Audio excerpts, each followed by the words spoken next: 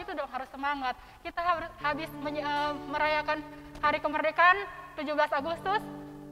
Tahun berapa? Tahun berapa Kak Jacqueline? 76 tahun. Iya, yang ke-76 tahun pada tahun 1945. Dan sekarang sudah di tahun 2021. Jadi sudah 76 tahun. Ya, kita harus semangat. Mari semua berdiri, kita memulai ibadah kita. Kita nyanyikan pujian, tanganku ke depan, tanganku ke belakang.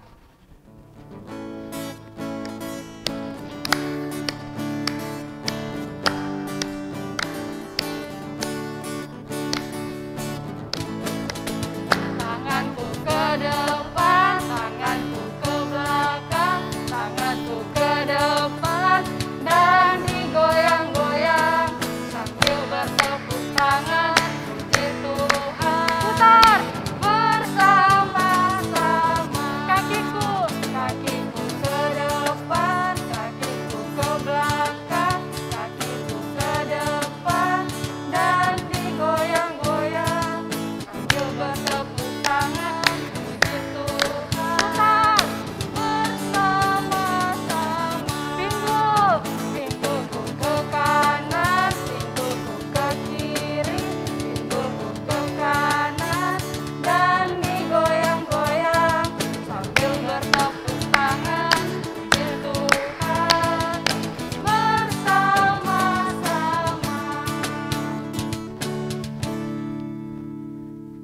Tuhan bersama kita dan pasti menolong kita. Amin.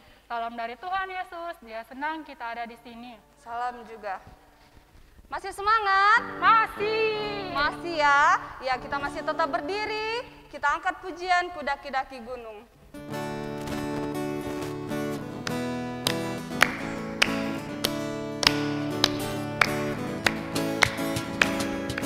Daki, daki, daki, daki gunung yang tinggi.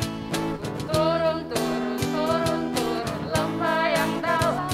Ku melintasi padang rumput hijau membentang. Yesus besertaku, di kanan Kau ada, di kiri Kau ada, di atas dan di bawah Kau ada. Di suka Kau ada, di duka pun Kau ada, karena Engkau Yesusku.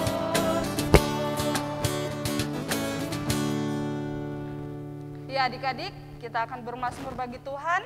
Mari kita buka Mazmur 3. Mari kita buka Mazmur 3 ayat yang ke-9.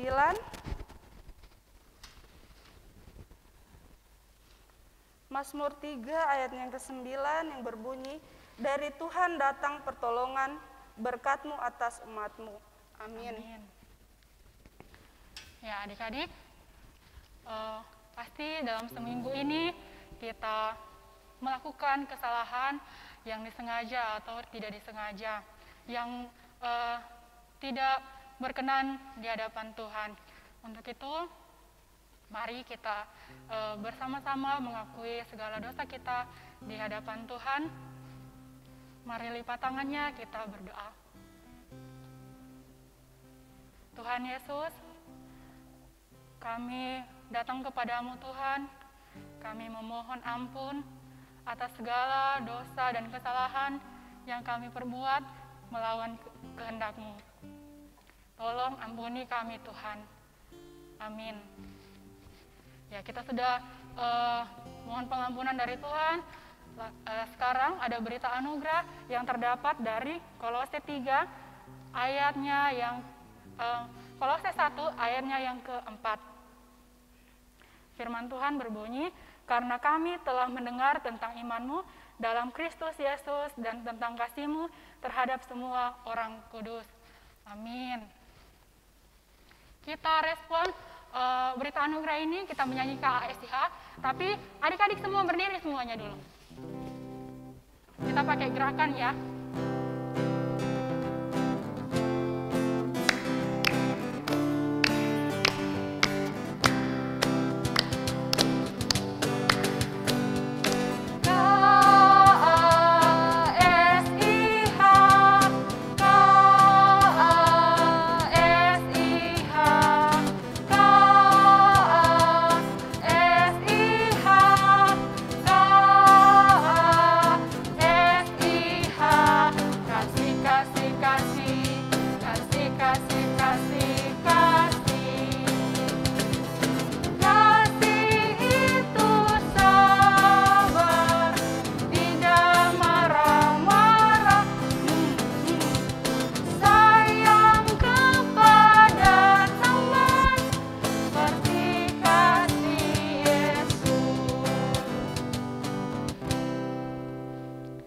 adik-adik, tiba saatnya kita akan mendengarkan firman Tuhan yang akan dibawakan oleh Kakak Tika. Namun sebelum itu kita angkat pujian firman Tuhan ada di hatiku.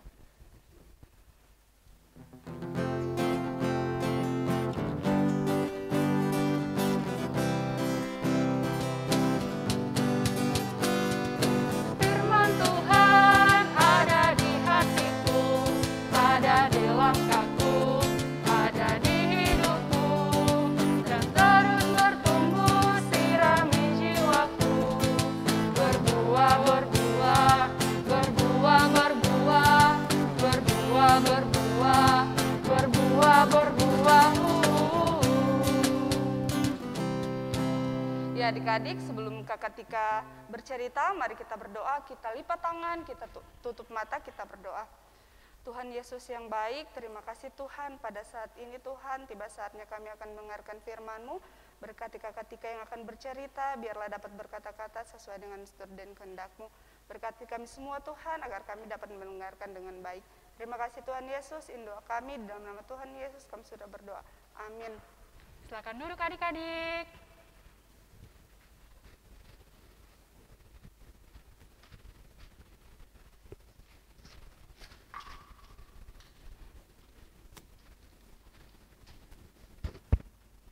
Shalom adik-adik. Ya, selamat pagi.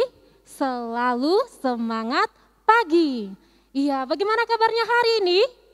Luar biasa, fantastis. Yes, yes, yes. Iya, adik-adik sekalian, selamat berjumpa kembali. Ya, hari ini Kakak Tika bersyukur boleh menemani adik-adikku di rumah untuk beribadah, dan pada saat ini kita akan mendengarkan cerita Alkitab. Ya, kira-kira ada yang tahu apa isi kotak ini? Ya, terlihat sepintas ya ini dos sepatu ya, tapi Kakak Tika namakan ini adalah kotak misterius. Ya, dalam artian kotak misterius ini adalah aku alat Tuhan untuk menyembuhkan. Ya, aku alat Tuhan untuk menyembuhkan. Nah, adik-adik sekalian, ya jadi di dalam kotak ini ada beberapa alat-alat yang nanti Kakak Tika akan tampilkan sama adik-adik di rumah. Jadi pasti adik-adik sudah tahu ya sesuatu yang bisa untuk menyembuhkan kita dan tidak. Jadi nanti saya beri instruksi adik-adik di rumah, kalau alat ini memang dipakai untuk menyembuhkan kita, nanti angkat jempolnya tangan ke depan, berarti menandakan ya alat ini memang dipakai oleh Tuhan untuk menyembuhkan kita. Kalau menghadap ke atas berarti ya, dan kalau tangannya ke bawah berarti tidak. Ya, sudah paham semua adik-adik?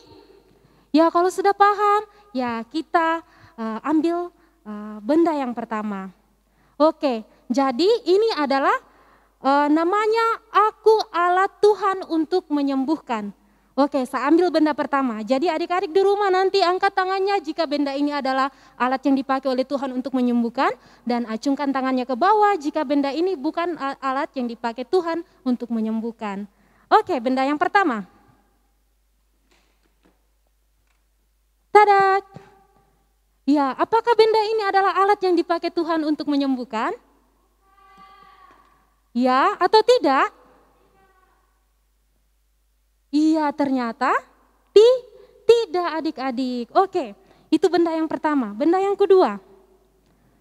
Apakah aku alat yang dipakai Tuhan untuk menyembuhkan? Ya, adik-adik bisa lihat. Ini apa? Ya, ini adalah buah apel. Ya, apakah aku dipakai Tuhan untuk menyembuhkan? Ya atau tidak adik-adik? Ya, jawabannya ya, karena buah ini adalah vitamin. Jadi ketika kita sakit, ya kita bisa memakan buah atau sayuran, dan ini bisa membantu kita untuk sehat. Oke, benda yang ketiga.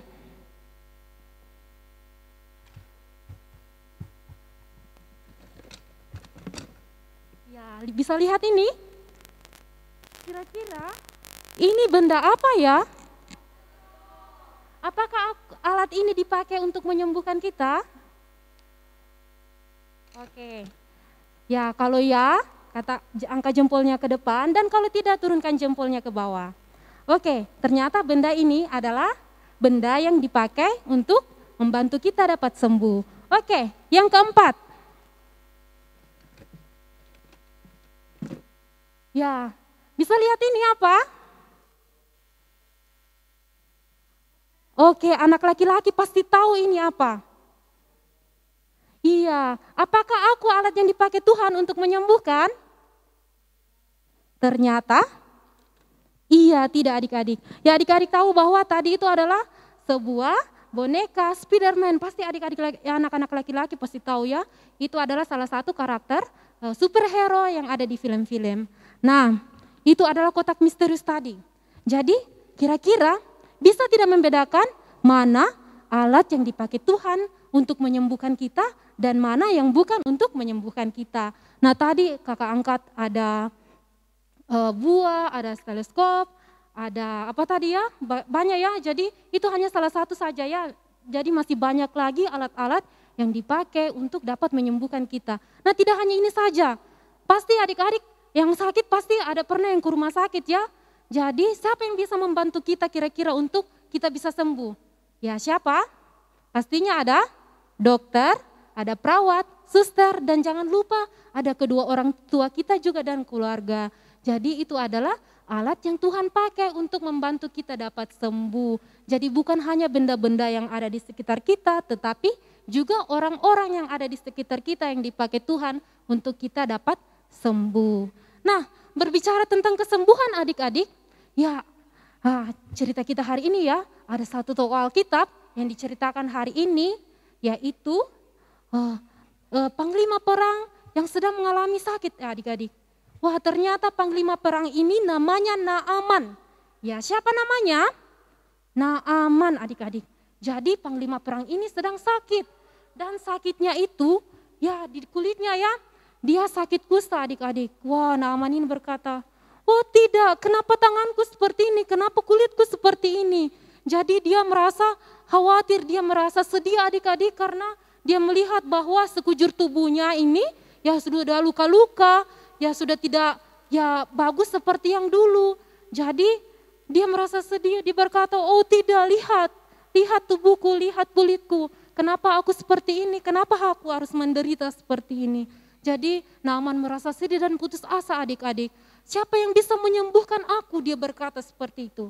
Dan akhirnya di dalam rumah itu ada seorang perempuan tawanan dari orang Israel, dia berkata, Tuanku, ya, dia berkata kepada Naaman ini tuannya, dia berkata bahwa ada seorang yang bisa menyembuhkan engkau. Dia adalah orang Israel, namanya Nabi Elisa. Ya, siapa namanya? Namanya adalah Nabi Elisa. Nah, Nabi Elisa ini dia bisa menyembuhkan banyak orang. Tuanku, dia bisa menyembuhkan banyak sekali penyakit. Jadi dia berbicara itu seperti tuannya. Nah karena putus asa, Naaman ini pun segera mengiyakan untuk pergi bertemu kepada Nabi Elisa pada saat itu adik-adik. Nah dia pun bersama dengan pelayan-pelayannya pergi ke rumah Nabi Elisa. Sampainya di sana dia mengetuk pintunya dan apa yang terjadi? Siapa yang keluar? Apakah Nabi Elisa menemui dia? Ternyata tidak. Nabi Elisa hanya menyuruh orangnya, ya pelayannya untuk bertemu dengan Naaman dan berkata, suruhlah Naaman untuk pergi mandi di sungai Yordan. Wah adik-adik, kalau biasanya orang sakit disuruh pergi ke mana? Pergi mandi di sungai atau pergi ke rumah sakit biasanya? Ya tentu pasti disuruh pergi ke rumah sakit. Tapi Naaman pada saat itu dia disuruh pergi ke sungai Yordan untuk mandi sebanyak 7 kali. Ya dia disuruh pergi mandi sebanyak 7 kali di sungai Yordan. Nah Naaman berkata dalam hatinya, dia sangat kesal. Karena kenapa? Yang pertama, Nabi Elisa dia tidak mau bertemu dengan Naaman dan dia hanya menyuruh pelayannya untuk datang bertemu dengan dia. Yang kedua, ya Naaman disuruh pergi mandi di sungai Yordan sebanyak 7 kali padahal dia bisa saja langsung meletakkan tangannya di atas dan berkata engkau telah sembuh.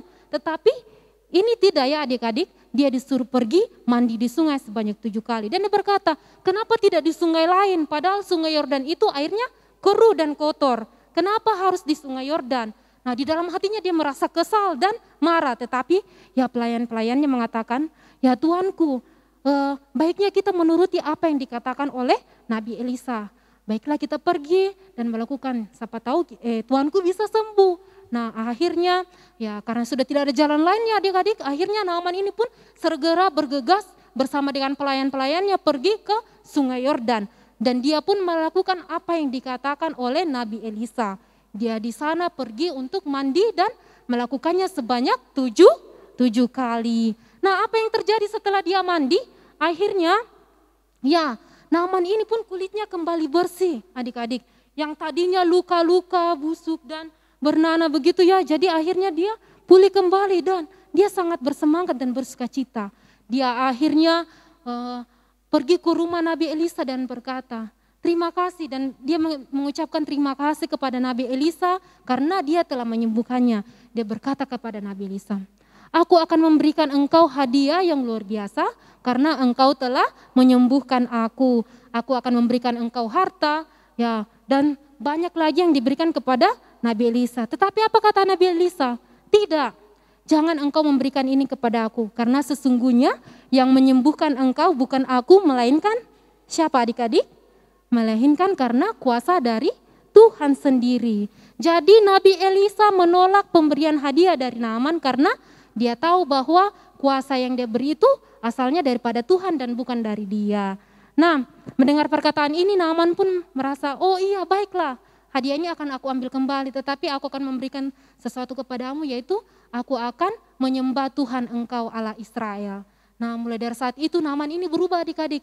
Yang dahulunya dia tidak percaya sama Tuhan, yang dulunya dia hanya menyembah berhala, menyembah patung-patung, karena dia melihat bahwa kuasa Tuhan itu luar biasa bagi dirinya, dia telah sembuh dan dia dibuktikan dirinya sendiri bahwa yang sakitnya yang tidak bisa sembuhkan hanya dia mandi di sungai Yordan dan dia akhirnya pulih, dan itu membuat dia percaya bahwa memang Allah orang Israel itu adalah Allah yang hebat dan luar biasa. Dia bisa menyembuhkan segala macam penyakit melalui bantuan Nabi Elia pada saat itu. Jadi itu dia janjinya bahwa dia dan keluarganya akan menyembah Allah dan tidak akan menyembah Allah lain. Akhirnya dia pun pulang dengan kereta-keretanya dan membawa hadiahnya. Tetapi adik-adik di tengah perjalanan, ya pelayan Nabi Elia ini namanya Gehasi. Dia melihat bahwa wah kenapa Nabi Elia ini menolak hartanya, padahal ya dia mau mengambil harta itu. Jadi dia memburu Naaman ini dari keretanya dan berkata, Tuanku tunggu. Ya Nabi Elia berubah pikiran bahwa dia ingin mengambil hadiah yang Tuhan berikan tadi kepadanya. Ternyata yang ambil ini bukan Nabi Elia adik-adik, ternyata yang mengambil itu adalah Gehasi pelayannya. Nah setelah dia pulang dan diberikan hadiah ini, Nabi Elia tahu bahwa Gehasi ini telah mengambil hadiah yang diberikan oleh Naaman. Dia berkata, hai Gehasi, dari mana engkau? Dia berkata, tidak tuanku, aku tidak kemana-mana. Tetapi Elia tahu bahwa dia mengambil hadiah yang diberikan. Akhirnya pelayannya ini menerima hukuman dan kutukan dari Tuhan. Apa yang diterima akibat dia berdosa dan mengambil hadiah ini? Ternyata Gehasi ini dikena sakit kusta adik-adik. Yang Naaman dulunya dikena sakit kusta dan akhirnya penyakit ini dikena sama Gehasi karena dia serakah mau harta yang banyak. Nah adik-adik, apa yang bisa kita ambil dari cerita ini? Yang pertama, tadi siapa yang menyembuhkan Naaman, panglima perang ini, orang Aram? Apakah Tuhan atau Nabi Elia? Iya betul adik-adik, yang menyembuhkan adalah Tuhan melalui perantara Nabi Elia. Dan dia disuruh untuk pergi ke sungai Yordan. Jadi sungai ini, air sungai Yordan ini bukan juga sesuatu yang bagaimana yang bisa menyembuhkan, tetapi karena kuasa Tuhan melalui perantara Tuhan, jadi dia bisa sembuh dan selamat. Nah adik-adik, seperti yang kakak bilang sebelumnya bahwa di dalam kotak-kotak tadi misterius ini ya, ada seangkat buah, alat yang dipakai dokter itu adalah alat yang dipakai Tuhan untuk menyembuhkan kita. Jadi bukan semata-mata karena kita sehat, karena dokter, tetapi itu karena semua kuasa Tuhan, karena Tuhan memakai orang-orang di sekitar kita untuk dapat menyembuhkan kita. Nah terpujilah Tuhan, amin. Jadi yang bawa Alkitabnya silakan buka kitab 2 Raja-Raja pasal 5 ayat 1 sampai 27. Jadi Alkitabnya diambil, dibuka, nanti adik-adik di rumah baca. Yang belum tahu silakan minta tolong mama dan papanya untuk dibacakan atau kakaknya. Yang adik-adik sudah tahu membaca, ya silakan baca Alkitabnya di rumah ya adik-adik. Ya terdapat di dalam kitab 2 Raja-Raja pasal 5 ayat 1 sampai 27 dengan tema Naaman dan Gehazi. Nah, itu dia cerita kita hari ini. Terpujilah Tuhan. Amin. Oke, adik-adik di rumah, kita duduk yang manis ya. Kita mau doa Bapa kami bersama-sama. Ya, posisi doa yang baik bagaimana? Tangannya dilipat. Ya, matanya ditutup dan mari kita berdoa Bapa kami bersama-sama. Bapa kami yang di surga, dikuduskanlah namamu, datanglah kerajaanmu, jadilah kehendak-mu di bumi seperti di surga. Berikanlah kami pada hari ini makanan kami yang secukupnya, dan ampunilah kami akan kesalahan kami, seperti kami juga mengampuni orang yang bersalah kepada kami. Dan jangan membawa kami ke dalam pencobaan, tetapi lepaskanlah kami daripada yang jahat. Karena Engkau yang punya kerajaan dan kuasa dan kemuliaan sampai selama-lamanya. Amin.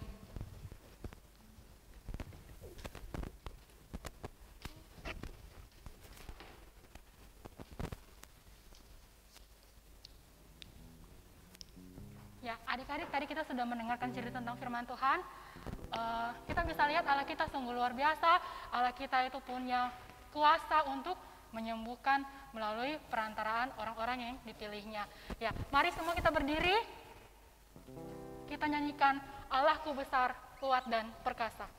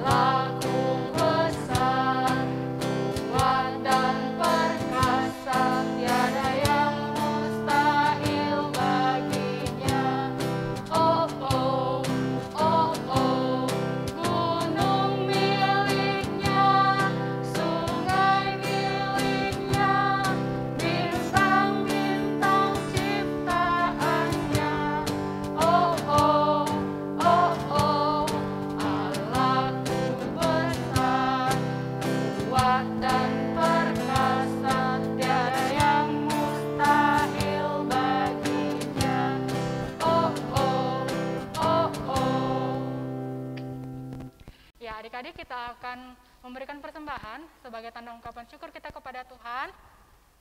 Untuk itu, nats persembahan kita baca dari Mazmur 86.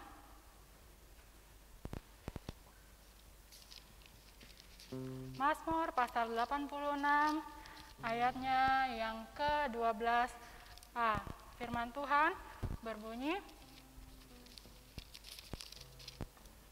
Aku hendak bersyukur kepadamu ya Tuhan, Allahku dengan segenap hatiku. Amin. Ya, adik-adik sambil memberikan persembahan, di amplop persembahannya Sekolah Minggu Jemaat Maria Palu, kita nyanyikan pujian Aku ambil uangku dan kulipat dengan rapi.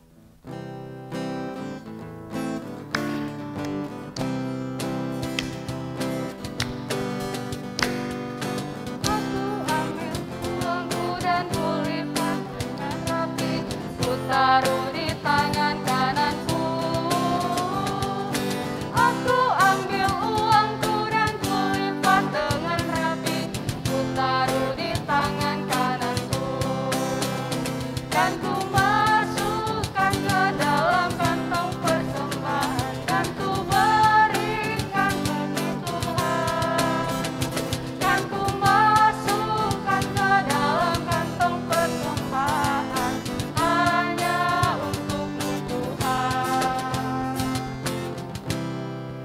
Doakan persembahan sekaligus doa syafaat kepada Kakak Tika, disilahkan.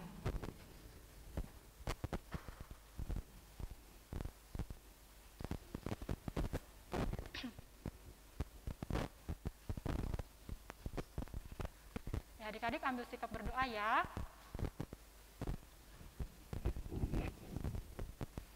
Ya adik-adik, sekarang kita akan masuk dalam doa syafaat. Ya seperti Kakak Tika bilang tadi, ya kita akan berdoa dan akan berbicara dengan Tuhan. Untuk itu semua tangannya dilipat, kita berdoa. Tuhan Allah Bapa kami dalam kerajaan sorga, terima kasih Tuhan pada kesempatan pagi yang indah ini Tuhan. Kami anak-anak sekolah minggumu Tuhan boleh datang beribadah kepadamu Tuhan, meskipun dalam keadaan yang Engkau tahu Tuhan keadaan seperti ini, kami tidak bertatap muka secara langsung, tetapi kami dapat beribadah di rumah dengan masing-masing. Ini tidak mengurangi rasa sukacita kami semua untuk datang beribadah kepadamu. Berkati kami Tuhan dalam hidup dan kehidupan kami, berkati anak-anak-Mu Tuhan dalam masa pertumbuhan mereka dimanapun mereka berada Tuhan. Engkau memberkati mereka di bangku sekolah Tuhan, yang masih dalam pertumbuhan Tuhan, Engkau memberkati mereka selalu. Tuhan Yesus, kami juga berdoa untuk anak-anak-Mu Tuhan yang kami tidak sempat sebutkan namanya satu persatu Tuhan, yang kami tidak jangkau, yang dalam keadaan sakit Tuhan, Engkau sembuhkan dia Tuhan, agar mereka boleh beraktivitas sesuai dan seturut dan kehendak-Mu. Berkati kami pula Tuhan, kakak-kakak pengasuh sekolah minggu, Engkau memberkati kami semua Tuhan, dalam kehidupan pekerjaan kami Tuhan, dalam keluarga kami Tuhan, dan apapun yang kami kerjakan Tuhan, semuanya itu boleh berbau harum di hadapan-Mu, dan kami boleh memuji dan memuliakan nama-Mu dalam hidup dan kehidupan kami. Tuhan Yesus, kami juga berdoa untuk kedua orang tua Tuhan, Engkau memberkati, semoga mereka dapat menjadi wakil Allah-Mu Tuhan dalam mendidik dan mengarahkan setiap anak-anak-Mu Tuhan, sehingga mereka dapat bertumbuh di dalam iman dan kepercayaan kepadamu. Berkati Tuhan persembahan yang telah kami persembahkan kepadamu, semoga ini dapat kami gunakan untuk firman-Mu di tempat ini Tuhan. Tuhan yang masih ada pada kami semuanya, kami serahkan ke dalam tangan-Mu Tuhan, berkati kami dalam hidup kami, semuanya itu Tuhan kami serahkan ke dalam tangan pengasihan-Mu. Ini doa dan permohonan kami Tuhan, di dalam nama anak-Mu Yesus Kristus kami telah berdoa kepadamu. Haleluya, amin. Terima kasih Kakak Tika. Ya adik-adik, petunjuk hidup baru untuk kita semua terdapat di Mazmur 3 ayat 9. Mazmur 3 ayat yang ke-9, dari Tuhan datang pertolongan, berkat-Mu atas umat-Mu. Amin. Mari kita semua berdiri, kita angkat pujian Yesus Kekasih Jiwaku.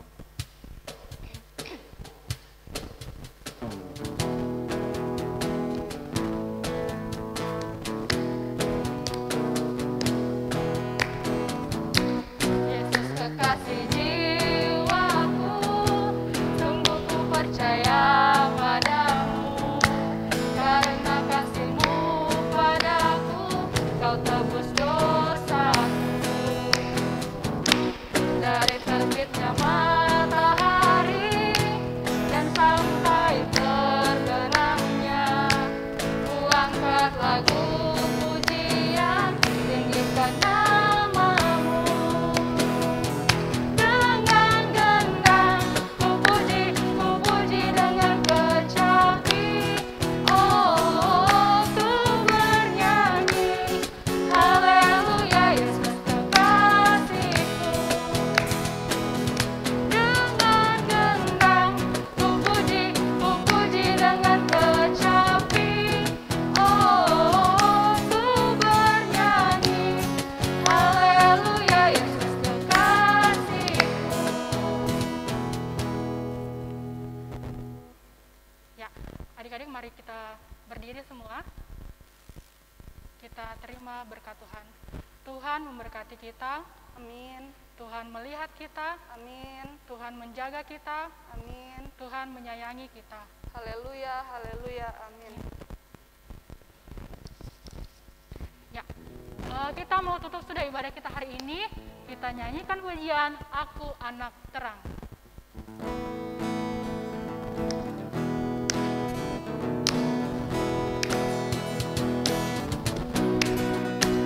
Aku anak terang, tugasku memberi terang. Aku anak terang, Tuhan yang selamatkanku. Aku anak terang, aku tak mau berdusta. Aku anak terang, taat yang Tuhan perintah. Terang di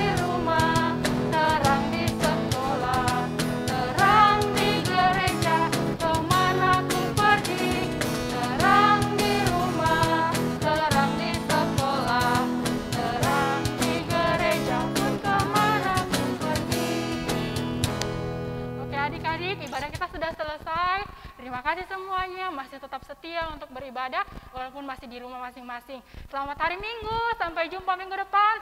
Tuhan Yesus memberkati. Dah.